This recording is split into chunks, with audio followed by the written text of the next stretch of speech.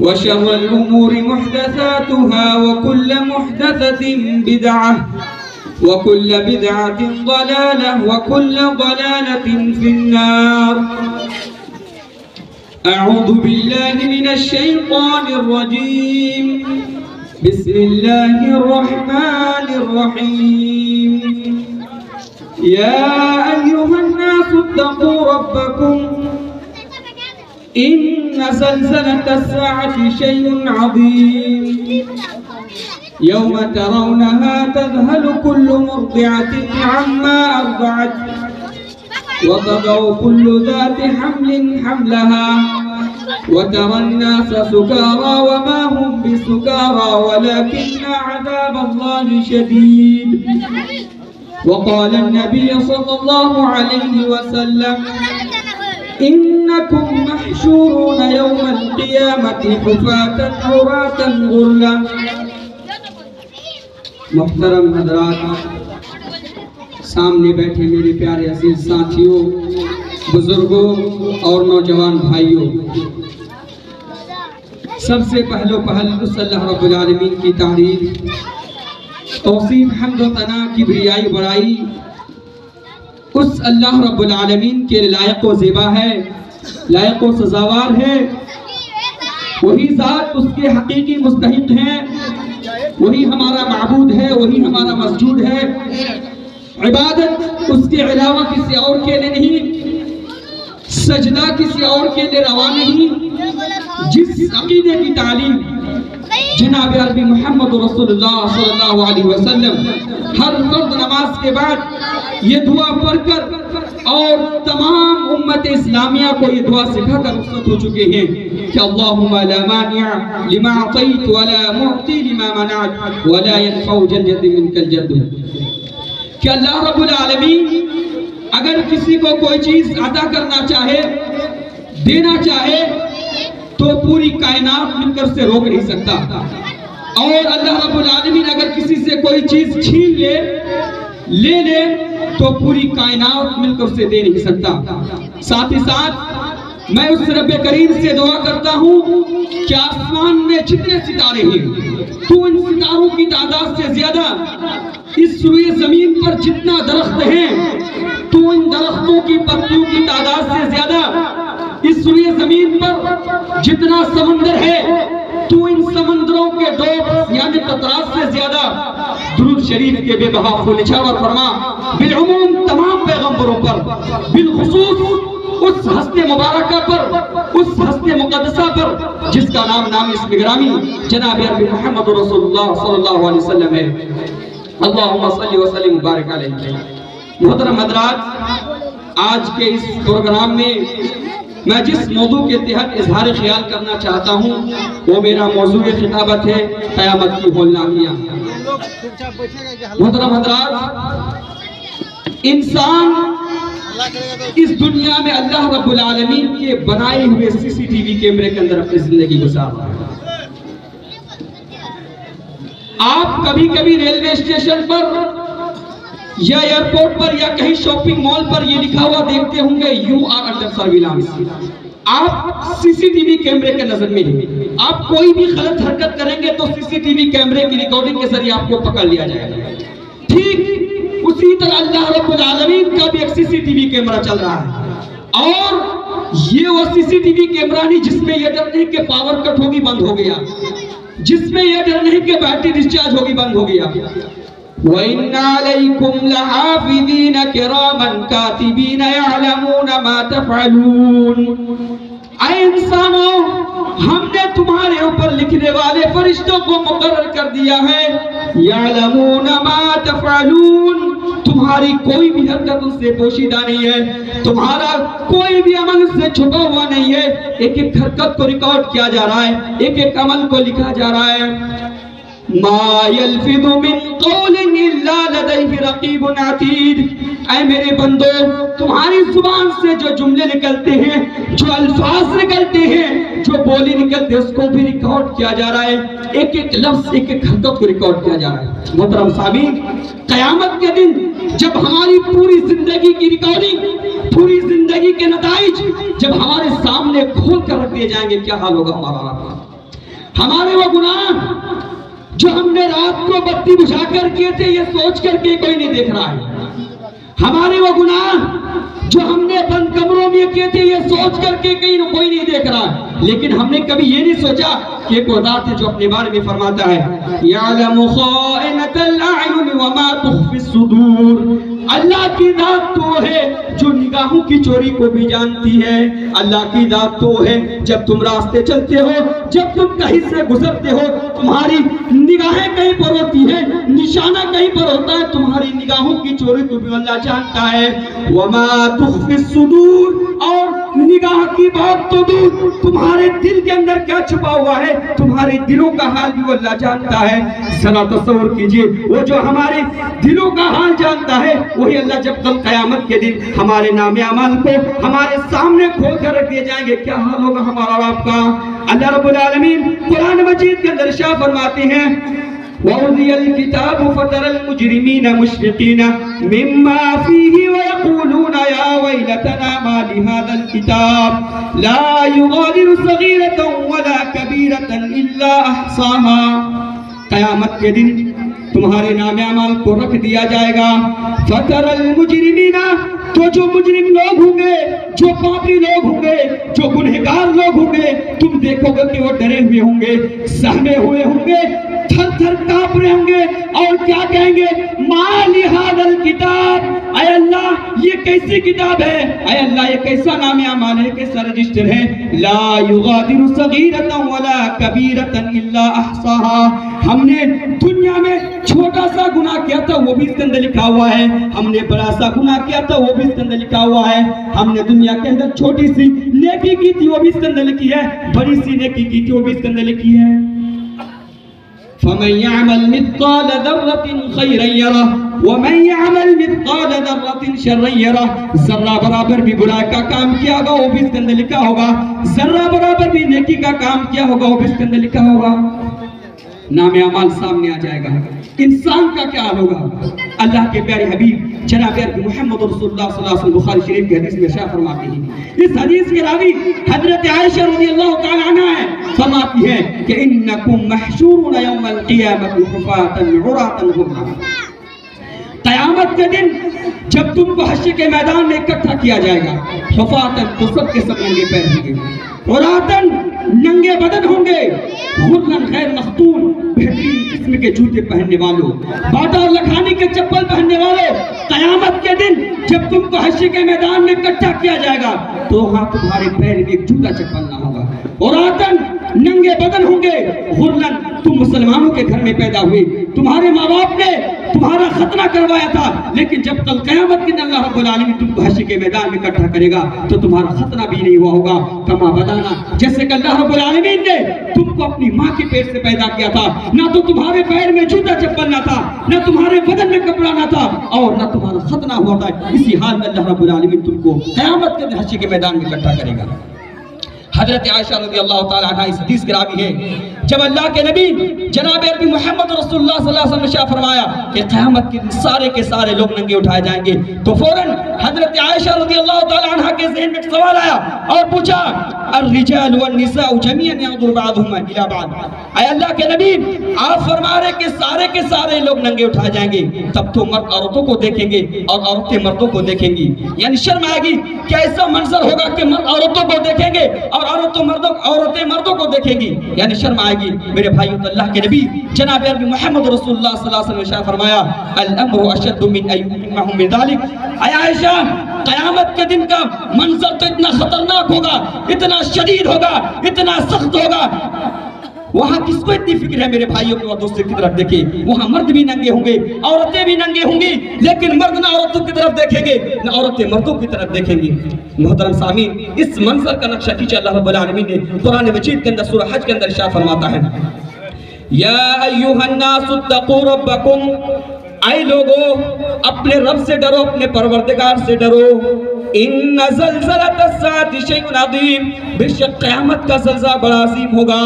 ان زلزلۃ الساعۃ شیء عظیم, دنیا کا زلزلہ تمہیں ہلا دیتا ہے, دنیا کا زلزلہ تمہیں کانپنے پر مجبور کر دیتا ہے. یاد کرو میرے بندو, جب قیامت کا زلزلہ آئے گا تو تمہارا کیا حل ہوگا. اللہ رب العالمین نے تو قیامت کے زلزلے کے اوپر ایک پوری سورہ کریمہ نازل کر دی. اذا زلزلت الارض زلزالها وَأَخْرَجَتِ الْأَرْضُ أَثْقَالَهَا وَقَالَ الْإِنسَانُ مَا لَهَا. جب زمین میں زلزلہ آئے گا, جب زمین کو پوری طرح ہلا دیا جائے گا, وَأَخْرَجَتِ الْأَرْضُ أَثْقَالَهَا, زمین اپنی ساری بوجھ نکال دے گی. زمین کے اندر جو انسان ہے وہ بھی نکل جائیں گے, جو سونا چاندی ہے وہ بھی نکل جائیں گا. وَقَالَ الْإِنسَانُ مَا لَهَا, تو انسان کہے گا اس زمین کو کیا ہو گیا ہے. يَوْمَئِذٍ تُحَدِّثُ أَخْبَارَهَا. میرے بھائیو, قیامت کے دن زمین بھی بات کرے گی, زمین بھی بولے گی. اچھا, قیامت کے دن زمین کیوں بولے گی؟ آگے جواب دیا گیا بِأَنَّ رَبَّكَ وَعَلَهَا. قیامت کے دن زمین اس لیے بات کرے گی کیونکہ اللہ رب العالمین اس کو آرڈر دے گا. ارے اللہ نے ہمیں زبان دی جسے ہم بولتے ہیں, تو کل قیامت کے دن اللہ رب العالمین زمین کو بھی زبان دے سکتا ہے, زمین بھی باتیں کر سکتی ہے. تو میرے بھائیو, قیامت کا زلزلہ کیا ہو, کیسا ہوگا, کیسا منظر ہوگا. یوم ترونها تذهل كل مرضعة عما ارضعت. قیامت کے دن تم دیکھو گے کہ دودھ پلانے والی ماں اپنے دودھ پینے بچے کو چھوڑ دے گی. یعنی اللہ رب العالمین قیامت کے دن کا منظر کا نقشہ کھینچ رہا ہے کہ جب قیامت آئے گی, جب قیامت کا منظر آئے گا, جب قیامت کا زلزلہ آئے گا, ایک عورت اپنے دودھ پینے بچے کو اپنے سینے سے لگائے ہوں گی.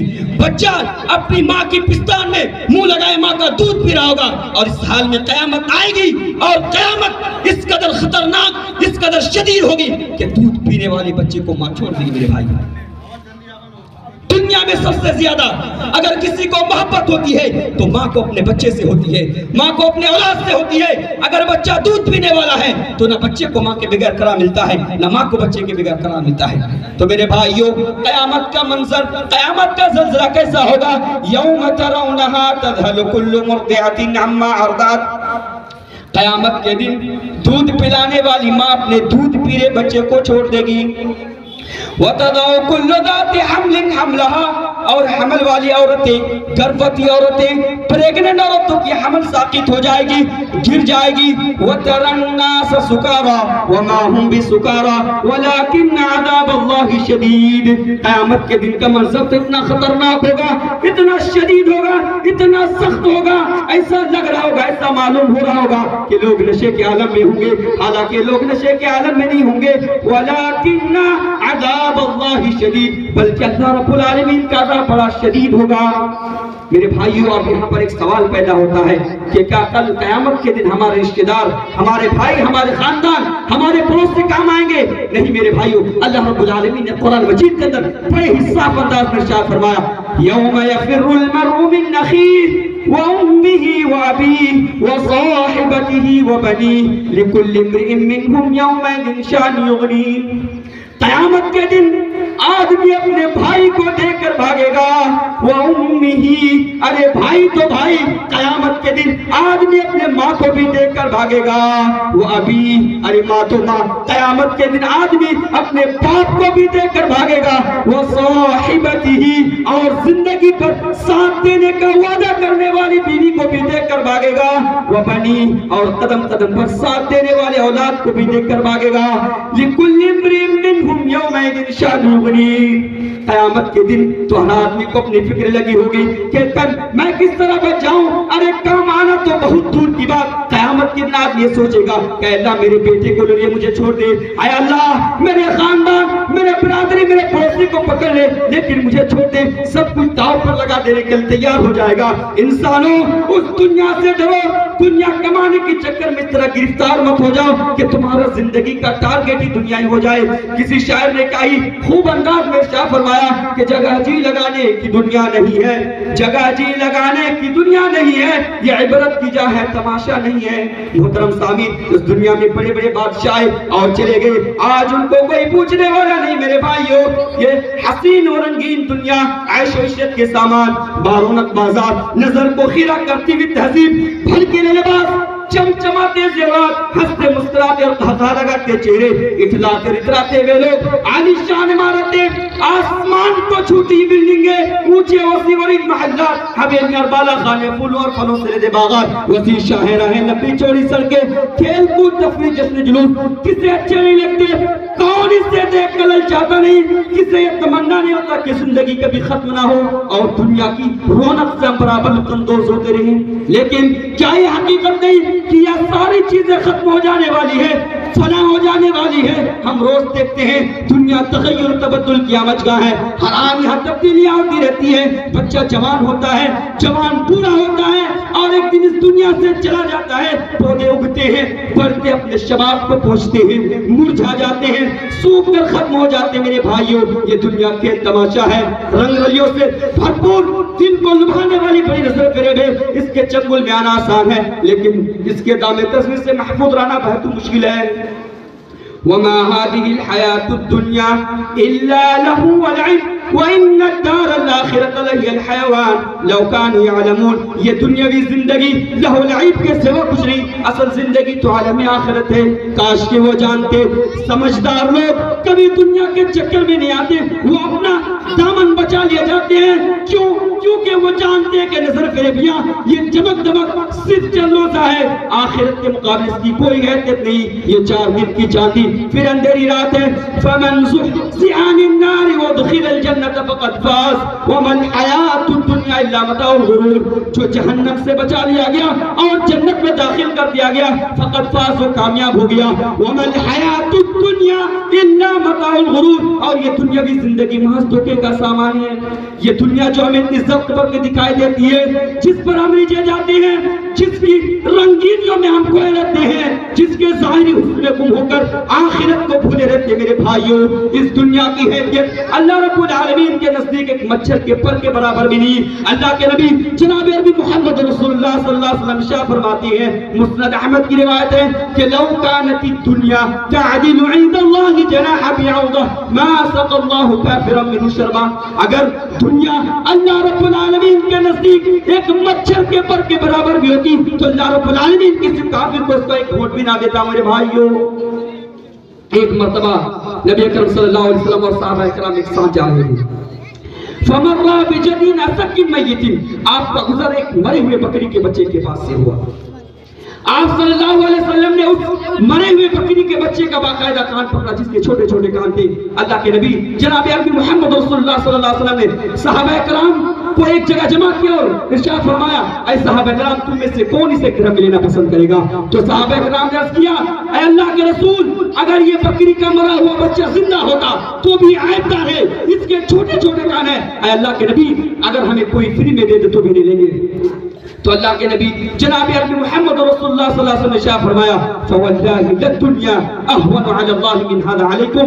اے صحابہ کرام، تمہارے نزدیک یہ بکری کا مرا ہوا بچہ جتنا حقیر ہے، جتنا معمولی ہے، جتنا تم اسے حقیر سمجھتے ہو، جتنا تم اسے معمولی سمجھتے ہو، جتنا تم اسے گھنائی ہے، اللہ رب العالمین کے نزدیک یہ دنیا اتنی حقیر ہے، اتنی معمولی، اتنی گھنانے والی چیز ہے۔ میرے بھائیوں، ایک انسان کی نظر ہمیشہ آخرت پر ہونی چاہیے، وہ دنیا کی دل فریبیوں کا متوالا نہ ہو، ہمیشہ آخرت کی واقعی زندگی مقصود و مطلوب ہو، دنیا میں رہ کر اسی کی تیاری کرتا رہے۔ جب اللہ رب العالمین کی نزدیک یہ دنیا کی حقیر ہے تو مومن اس دنیا میں رہ کر کیا کرے گا؟ میرے بھائی، ایک مرتبہ عبداللہ بن عمر کہتے ہیں کہ رسول اللہ صلی اللہ علیہ وسلم نے میرے جسم کے کچھ حصے کو پکڑا اور فرمایا، کن فی الدنیا کأنک غریب او عابر سبیل وعد نفسك في اهل القبور۔ دنیا میں اس طرح ہو جیسے اجنبی یا مسافر رہتا ہے اور خود کو قبر والوں میں شمار کرو۔ میرے بھائیو، اجنبی اور مسافر جو کسی جگہ پہنچتا ہے، نہ زیادہ سامان رکھتا ہے، نہ زیادہ جھمیلا پالتا ہے، بلکہ وہ ہلکا پھلکا رہنا پسند کرتا ہے، نہ زیادہ دوستیات کرتا ہے، بلکہ اپنے کام سے کام رکھتا ہے اور کام کر کے جلد از جلد اپنوں میں پہنچانا چاہتا ہے۔ یہ حال دنیا کے مسافر کا بھی ہے، اسے بھی جیسے تیسے آرام ہو یا پریشانی گزار کر اس قید خانے سے فرار اختیار کر کے آخرت کی طرف چل دینا چاہیے۔ میرے بھائیوں، اللہ کے نبی جناب محمد رسول اللہ صلی اللہ علیہ وسلم شاہ فرماتے ہیں کہ دنیا سجن المؤمن و جنت للکافر۔ دنیا مومن کے لیے جنت، دنیا مومن کے لیے قید خانہ اور کافر کے لیے جنت ہے. یہ دنیا جس کے لیے جنت ہے وہ دل لگائے, اور جس کے لیے قید خانہ اور جیل خانہ ہے کیا وہ کیوں دل لگائے؟ کیا کوئی جیل خانے سے محبت کرتا ہے؟ لیکن آج مومن اس دنیا میں دل لگائے, یہ کیسے ہو سکتا ہے میرے بھائیوں؟ اخیراً میں ان ہجت کلمات کے ساتھ اپنی باتوں کو ختم کرتا ہوں. وما علینا الا البلاغ. والسلام علیکم ورحمۃ اللہ وبرکاتہ.